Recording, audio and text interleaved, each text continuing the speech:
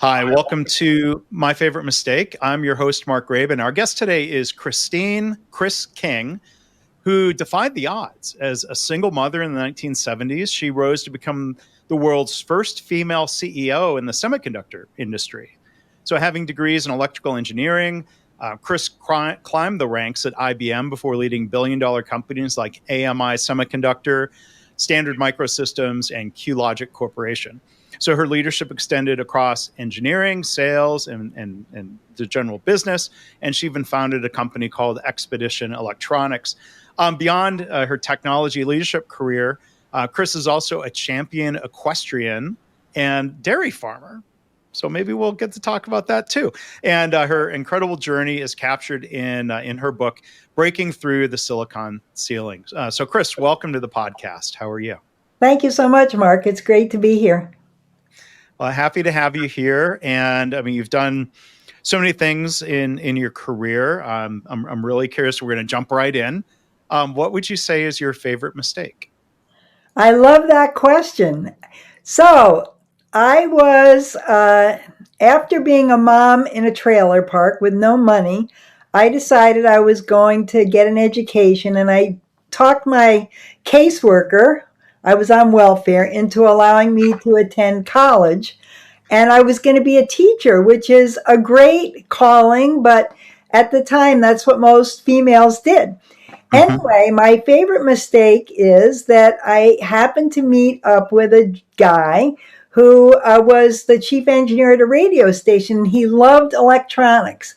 Mm-hmm. And I was in my classes to become a teacher, and decided I wanted to impress this guy. And so I decided I will take the first semester of electrical engineering just to impress him. And of course, that is how I embarked on my engineering career. I had no idea about what it would take to be an engineer. I wasn't great, or didn't know I was great, in math or science. And I saw the books and I'm like, oh my gosh, what did I get into? And, but it just was a perfect match for me. And so the relationship with the guy didn't turn out that good in the long run. But Okay. I got to be an engineer out of it. So that was a great mistake. And when women say to me, did you always dream to be an engineer? And I'm like, nope, I did it to impress a guy. Well, I was going to ask about, you already answered the question I was going to ask about the relationship. We mostly talk about the career and the business side of things here.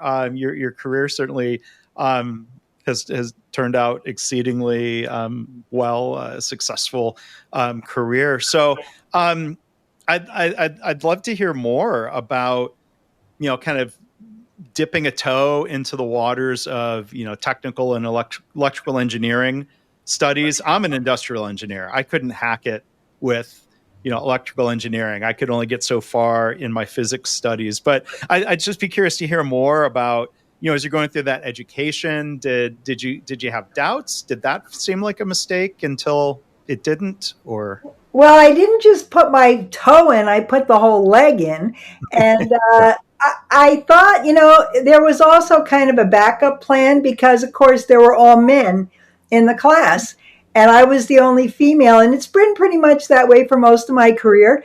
But I was like, okay, as a backup plan, I'm in this class full of men. I mean, how can that go wrong? And so it was a little bit daunting, but as I've learned in my career, you just have to take a first step, an initial step, and do the work, which is Mm-hmm. one of my philosophies. And if you do the work, you can usually make it happen. Just take one step at a time.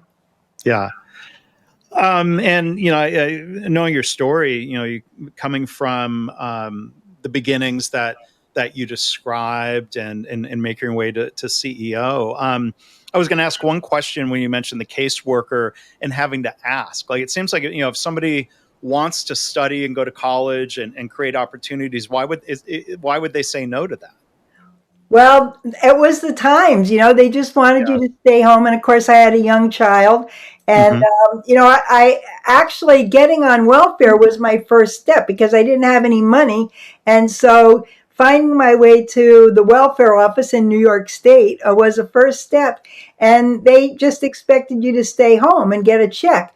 So that was the first sale I ever made. At least I like to say that it was my first Uh-huh. sale. But I put a plan together, explained to the caseworker how I could afford to have my son in daycare, who was 18 months old at the time. And I laid the plan out, told her what I was going to do, and she said, "Okay, but don't think you're going to get any more money. You're on your own." So that was the first of many sales in a long Yeah. career. Yeah. And then, I mean, did you have to make a pitch? I imagine you were able to get hopefully financial aid and scholarships then to help make school possible. Well, yeah, I had a research scholarships. New York State basically paid half, and I started out in a community college. Okay. People always say how valuable are these other educational paths, but I got my first degrees because I got the teacher degree as well. But community college was great, and it's a great, inexpensive vehicle for people to start to get an education. Yeah. And that's something people take advantage of, I think, even more so today as the cost of college has I mean, it's more than doubled in the um, almost 30 years since I've graduated college. Very expensive, but you Yeah. have to find what resources are available to you. And I didn't have a lot of mobility, so I was just went to the school that was closest to me, and it turned out to be affordable as well. Yeah. So before becoming the first female CEO in the semiconductor space, as you started your career, there were probably a lot of firsts. The first or only woman in particular teams, or I imagine you were navigating a lot of that. Yes, I did. And I think the further I advanced in my career, the harder it got. Mm. And Hmm. I was always the only woman. And when I started doing my board work, I've been on a number of boards of large companies. Until recently, I was still the only female, having that technical background. But it's great that we're getting to see more and more. But yeah, it was difficult. I can remember being at the table in my early career, the lunch table with all the men, and they really liked me and we got along fine. But when they started to talk about like the theory, I would hear things like, "Oh, you're taking a paycheck away from a man who has to take care of a Mm. family," those kind of Mm. things. And one of my philosophies is don't sweat the small stuff. And I can remember being a new engineer, I went to the copy room because we made copies in those days, making a copy of my design, and a male engineer comes in and shoves this whole stack of papers at me and says, "Here, make these copies and bring them to my office." And Oh no. oh my Mm. gosh, he thinks I'm a secretary. And so it's like, Yeah. am I going to tell him, "No, I'm not going to make those copies. I'm an engineer"? But no, I didn't say that. I made the copies. I Yeah. brought them to his office, and he realized his mistake much later, which was a Mm. much more effective statement. Well, maybe he's telling that. I don't know if that's a favorite mistake story for him, if he even remembers it. That's I can right. see why that sticks with you. So you talk about not sweating the small stuff. I mean, it also seems like in a way, is it fair to say you kind of have to pick your battles in terms of, Absolutely. I'm yeah. like, I'm in it to win the war. I might lose this little battle here in the copy room, but I'm gonna be in it to win the war. Yeah. I mean, at what point in your career did you think about shifting from technical engineering, electronics design roles to leadership roles, yet alone wanting to be a CEO? Well, I kind of stuck to the technical track for a while, but then I was asked to be a manager of a small department of about 10 engineers. And what I quickly learned was how much more I could get done when I can leverage those 10 people in addition to myself. And that was pretty powerful. And that's a really attractive thing about leadership is that we can multiply our whatever achievements that we want to make and our contributions by being a leader. And I really love that. It was really hard to take the step to leading a certain area that I wasn't so familiar with technically. And Mhm. that's when you really learn how you have to trust people, and you get those instincts for, hey, who on my team knows what they're doing. Yeah. So that was a lesson to learn. Yeah. I imagine there were challenges in that era. Um, I mean, you talk about being, a woman on a team, but I'm sure then there was a situation where now you were the manager or a leader of a department full of men. I imagine there was a whole mix of reactions to that. Actually, I found that that's worked very well because I think when you lead your people to a specific objective and you take care of them and make sure they have great opportunities and have the opportunity to do their job well, I think that people don't usually react badly to having a female boss. Hmm. And it's the same with customers and shareholders, all of whom don't seem to be at all miffed by having a woman in the role. Hmm. Where I've had the biggest problem is with my boss. And that's where I think sometimes women threaten their boss. So which is why it's breaking through the ceiling, or that Hmm. glass ceiling is on the way up. It gets hard when people feel that perhaps you're not up to the task. So I think the main issues are with the senior managers in your Yeah. organization. Yeah.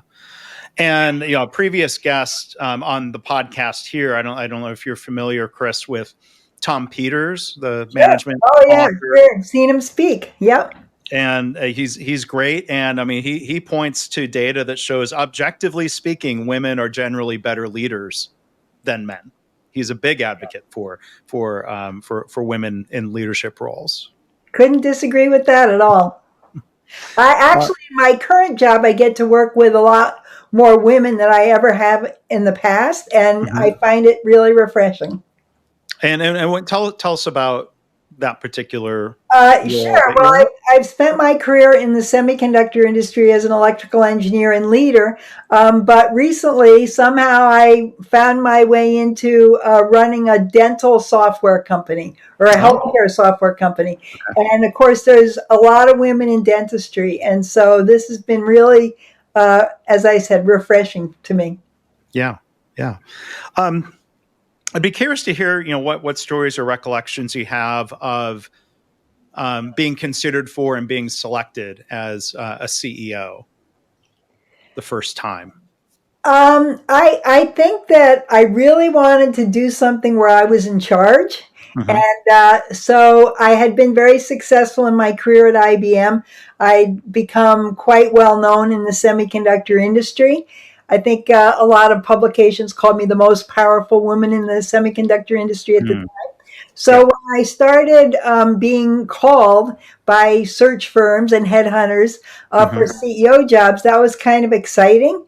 And so I think the process was, um, I think it was a real awakening because as I went out and interviewed for jobs, I can remember my first CEO job, leaving the building after the interviews and looking back and saying, "Wow, that's going to be a building that I'm going to get to lead. That's my building." And so it was really exciting to know. Yep, the buck stops here, but I'm going to be the one that's in charge, and it'll Hmm. be myself either being successful or not so successful. Yeah. And what year was that?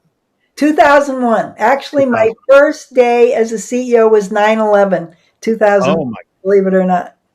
that's a coincidence with that was the first day Jeff Immelt became CEO at GE. At GE, first day. Wow. Yep. How did that tragedy and after, I mean, how did that have an effect on your business, or Oh, one sure. way Of or course, another? it had an effect on all technology businesses. It was really interesting. I came from the East Coast, New York area, which is where I grew up, and I Right. was in Idaho. So my first CEO job was in Idaho. Hmm. And so people were very far removed from that. But my board members, who were from New York, said, well, we're not going to make it there for a while. So I jumped into that first CEO job with my board saying, we're not going to show up for a couple of months and you're on your own. So, yeah, so it was interesting getting to travel again, but I didn't know anybody in Idaho. and I kind of got stuck there the first day. So it was a lot, but I never wanted to look back. I left IBM, obviously a very safe job. And so it's not like I said, oh, I made a mistake here. I'm out here with this company that at the moment's not doing so well. It felt very comfortable to me. Yeah. And so you were walking into a turnaround A situation. turnaround situation. Yep. Yeah. I'm curious what lessons you had from that. Was that something you repeated? I mean, were you kind of put in that situation at other companies? You bet. That's right. Yep. I think that's mostly what I've been doing is more turnaround. You have to find, of course, you have to motivate the people because usually they're kind of beaten down. But then you have to find some combination of using the core competencies of that company, but add to it in some way and make a 1+1 = 7 or whatever the number is. Yeah. And I think I took that first company public 2 years later. We were one of the first, if not the first, tech IPO after 9/11. Oh, wow. Yeah. Now, I mean, you had a lot of business experience, along the way, of course, but I mean, it seems like there's this problem-solving opportunity that would be appealing to an engineer of trying to unravel and figure out this puzzle of a company that has got some strengths. There are some challenges. Is it a matter of executing better? Is it a matter of a shift in strategy? Is it a culture situation? I'm curious what you've learned about diagnosing, a turnaround situation. I would say all the above, but usually you have to throw something in the mix that is a wake-up call to the company. And in the case of AMI, we were able to buy a semiconductor company based in Europe, actually in Belgium. And we put the two companies together, a European company with a U.S. company with its roots in the West in Idaho. And that was it was one of those things where it could either be a disaster or if you could take the best of two cultures and two approaches to doing things, you could make it a lot better. And I think that's what we made happen. So usually you have to put something new in the mix. My second CEO job, I started in October of 2008, which is when the whole housing crash came down. Oh, right. And the revenue of the company went in half, like in the first month that I was there. Yeah. And it was a company that basically served the PC, personal computer market. And that was like not going to recover anytime soon. So we flipped it over and said, boy, we're going to be able to see how we can apply our capabilities to automotive and the industrial segments. So we really changed the strategy there. So turnarounds, and we talk about challenges upon challenges, turnarounds in the midst of crisis and recession, like we had after 9/11, as we had. Did you? Well, I'm going to ask a question anyway. Did you take, let's say, your last job right as COVID was happening? We can laugh about that now. Not quite. I had one in there as well. But you can't. You can only go up. That's the thing. What are you going to lose? So you can make big moves. Yeah. And Jeff Immelt was in a different situation, inheriting the company from Jack Welch, where for the most part it seemed like they were on top, and things didn't go up from there. But I want to ask one other question before we talk more about your book. I'm sure there was a lot of media attention about becoming the first woman in a CEO role in semiconductors. I'm curious to hear your thoughts and reflections on that. Was that okay? Was that an added burden when you're like, I have a job to do here? No, I thought it was great because it brought attention to my new company, which, I was on the road to making that successful. But it's the first time I think I really talked about my background, that I'd come from being a poor single mom, and I was kind of proud of it. So, people remember you. And what I always said about being a female in a male-dominated industry, or whenever you're different, if you're really good, they're going to remember that you're really good. And if you're not so good, they're going to remember you for that. So I appreciated it Hmm. Yeah, and make the most of it. and make the most of it. Yeah. Well, there's a theme there, making the most of your opportunities, it seems. Again, our guest today is Chris King. Her book is Breaking Through the Silicon Ceiling. So I don't know, as an author, I love asking authors for like the story behind the book. Like I'm sure Yeah. you have a lot going on. A book is a big undertaking.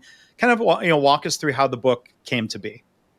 Well, I had a number of people say to me who knew my story, "You really need to write a book," and it they kept saying that.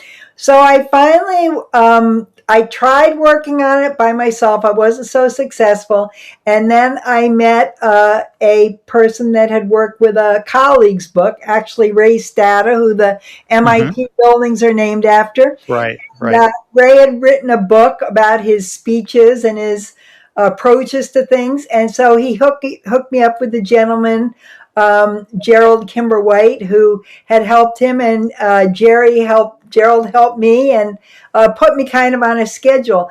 And the reason that I wrote the book is that we often think, and there's been so many female authors like Sheryl Sandberg, as an example, Mhm. Carly Fiorina, who had Ivy League education or connections or privilege. And I said to myself, I was a welfare mom that went to a community college. I wanted to show that even if you don't have those advantages, you can be very successful. And Yeah, so that's who I wrote the book for, was for the people out there that think maybe they can't do it, because they can. yeah, and that's a unique, sort of, there's a lot of CEO books out there, and I mean that is a very, I think, unique story and pitch for people who are looking to make their way off of welfare or out of a trailer park. And then there's this question of how do you reach that audience of now there's the marketing challenge, right, beyond the That's right. writing of how do you get that book into people's hands. I imagine you've done some creative things that way, or still figuring it out. I'm still figuring it out. I think I could do more, but that's really who I wish my audience was. I appreciate everybody that reads the book, but Yeah. I'm really trying to reach. And actually, just today I launched a program in dental for the receptionists and the frontline workers who are struggling with perhaps a single income family. How we can help and mentor them to be successful. So those are the people I'm looking for. Yeah.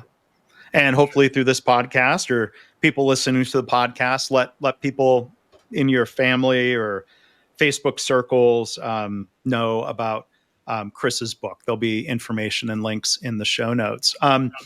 You mentioned Ray Stata, CEO of Analog Devices. So I was a grad student at MIT in the late 90s, like Ah, 97 to 99. I remember the building being built. I'm trying to jog my memory if I'm pretty certain he came on campus as a guest speaker, and I'm pretty sure Analog Devices was one of the Harvard case studies that we had to read and learn about. I was just curious of thinking through your time as a leader, or even becoming a CEO. Who were some other CEOs, whether it was tech circles or otherwise, who you got to know and admired? sure. Well, Ray Stata, since we're talking about him, I mean, he's been a great proponent of diversity and women. And Mm-hmm. actually, he invited me to be on his board. I think I was one of the first female board members in a semiconductor company. Wow. So that was great. Lou Gerstner, Mm-hmm. I would say, who was the CEO at IBM and did the IBM turnaround and wrote the book Elephants Can Dance. Mm-hmm. He had a big and huge impression on me. I would say he was a mentor, particularly his attention to the customer. And that's one of the things I talk about in the book, is the power of the customer, because if you serve the customer, you're always going to be recognized. And Mm-hmm. so I would say Lou was another major influence. Yeah. And there's a lot in the book, leadership advice for anybody who is looking to become a better leader, yet alone a CEO. And one thing that's in the book I was going to ask you about was, sort of the three things that you think any successful businesswoman needs, and kind of follow up to that.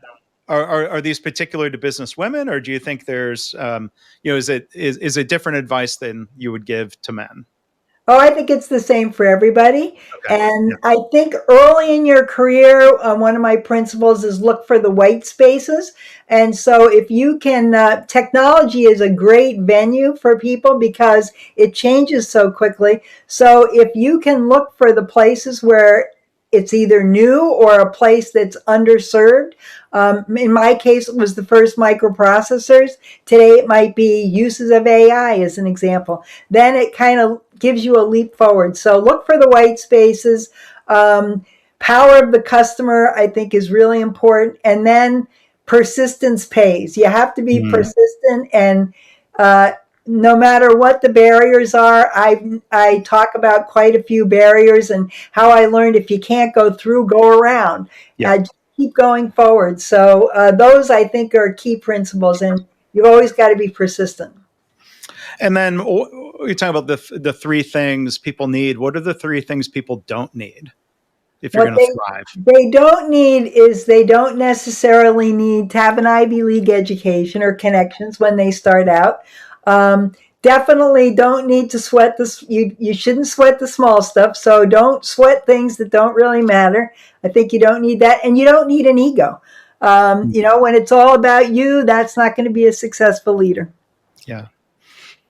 One other thing I was going to ask you, Chris, there's a phrase that sort of came to mind here when I think of um, different firsts, and this phrase is first but not the only. So I'm curious, and I don't follow the semiconductor industry that closely. How many other women have followed in your footsteps within semiconductor companies? A small number. So Small number. Lisa Su is the CEO at AMD, Advanced Microsystems. I worked with Lisa early in her career. I was ahead of her, and Mm-hmm. she's been phenomenally successful. Of course, she does have a PhD at MIT, Yeah. but there aren't too many. It's still a very small percentage. Yeah.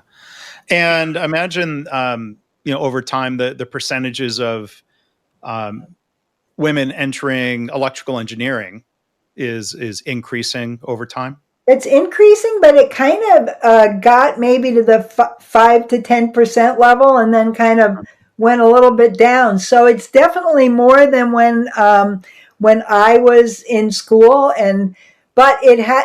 I don't. Women for some reason aren't attracted to these kind of hard sciences. I don't understand why, because women are very good at them, and Mm-hmm. they obviously can make you very successful, and they make a lot of money. Yeah. Well, and my wife is an engineer All who's a right. business executive, and there's a lot of women trying to help figure that out. How do you keep girls from not getting off a technical track, even in middle school, in terms Right. of, girls are doing great in math and science, but there's different social pressures or family pressures, or, that kind of steer them in other directions. So I don't know if there's a lot of people working on that for sure. Yeah, I mean, my grandson's 16 and he's in robotics, but I don't see very many female members of those robotics teams, unfortunately. Yeah. Well, you're setting an example, and again, your book is one to get in the hands of girls and young women who are interested in technical careers. So hopefully, listeners will think about maybe gifting the book to someone who could use Chris's influence. Um, One other question I wanted to ask you, since the theme here, is about learning from mistakes. I'm curious from your leadership roles, your thoughts. One thing I've tried to advocate for is having a culture where the emphasis is on learning from mistakes, and having openness where people aren't pressured into hiding mistakes. This is a very open-ended question. I'm just curious what some of your thoughts and experiences have been around helping create a culture of learning from mistakes. Well, I think as a leader, we definitely don't punish mistakes being made. And I think the main thing is not to repeat them and to learn from them, as you said. And One of the things that I relate in my book is when I had a stint at being a dairy farmer as a hobby. I don't know who milks cows for a hobby, but what I Yeah. loved about dairy farming was mistakes were right out there in front of you. And I like to talk about, at the end of the day, success is determined how much milk is there in the bucket, and that doesn't lie. So if you do all the right things, if you feed the cow right, you care for it properly, you milk it properly, it all comes out in the milk pail. And if you make mistakes, it's not going to be there. So, as you say, it's a super transparent kind of a challenge. And I think I learned more from dairy farming than anything I've done in my career because it keeps you so honest. Mm. Well, you beat me to quite. I was going to ask about some of the lessons learned from that, and I don't know anything about dairy farming. I'm curious what some of the mistakes would be like. I'm clumsy, so I imagine kicking over a bucket full of milk would be a mistake, a physical mistake I might make. What are some of the mistakes that Well, could happen? it's the ultimate problem solving issue because a farmer is faced with so many things that are out of their control. Hmm. So we all know it's things like weather or the health of a cow, as an example. And you always have to be there and do the work. So if your cow's having a calf's being born, you better make sure that that goes okay, or you have a big issue. And Yeah, so I just found it was the level of work and honesty. It it competes with no other. yeah. And then tell me about. I know nothing. I also know nothing about equestrian competitions. I'm curious to learn what I mean. Tell us a little bit more about that, and were there also lessons learned as you found lessons in dairy farming? Well, everything that I've done, I always have an objective. And I think that's another thing we can talk about leadership. It's like, what's that objective out there that is the challenge that you want to overcome? And so I decided I'm going to learn how to be a cow cutter. And you're on a horse and you're wrestling those cows around, and it's a tough sport. And I started from nothing. And in my book, I show the first competition I'm in, I'm falling off my horse, about to hit Oh the no. ground. Yeah. But it's that you have to keep with it and be persistent. And if you find the right team, the right people, you do all the right things, you work hard at it, in the end, you can excel. And so I find those physical challenges like dairy farming or riding a horse to be the ultimate in challenge. And I love having a goal and then achieving it, and you're building all along the way. So it's kind of like building a company. You want to be a champion cow, or you want to ride horses in the world finals. It's all the same process. And so when you talk about cutting, so I have seen that a few times. I've gone to some rodeo competitions in Texas, and that's one of the main I've That's seen it. of like kind of pointing the horse's nose. Yep. And I mean, it seems like very subtle movements of the rider and the horse have a big impact on the cows. Like it seems a lesson there. Well, there's a lesson, yeah, and you've got to mirror the cow. And so what I love about it is there's three minds involved. There's your mind, there's the horse's mind, and there's that cow's mind that you're not going to have a lot of control over. So, but in a lot of ways, a lot of these sports are an engineering problem because it's all about angles and how do Yeah. we trap that cow so they can't move. So there's a lot of parallels for sure. And I think maybe there's some leadership parallels of how do you influence others? You're not controlling them. You have to try to lead and influence and convince them to do what you're hoping they do. That's right. You do. Um, I mean, the corporate phrase it seems is herding cats. Is that would be more difficult than herding cattle? I don't know about that. Cattle are big, so there's a lot to wrestle there. But they do. A lot of times business is about how do you herd that cow? How do you synthesize all these different factors to make a successful business? Yeah. Well, there are themes, it seems, Chris, in your life, in your career, of um, aiming high, solving problems, achieving great things. There seems to be, I think of that phrase, excellence is a habit. That seems to be a habit you've developed. That phrase seems to apply to you. Well, I like tough problems, and I'm hoping that my book and anyone that I interact with can gain the confidence that they can meet those challenges and aspire to big things. Yeah. Well, Chris, thank you so much for being a guest here again. Our guest, Christine King, or Chris, as she goes by.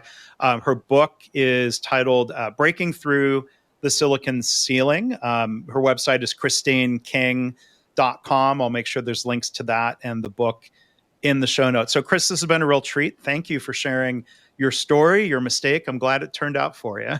Thank you, Mark. I appreciate it.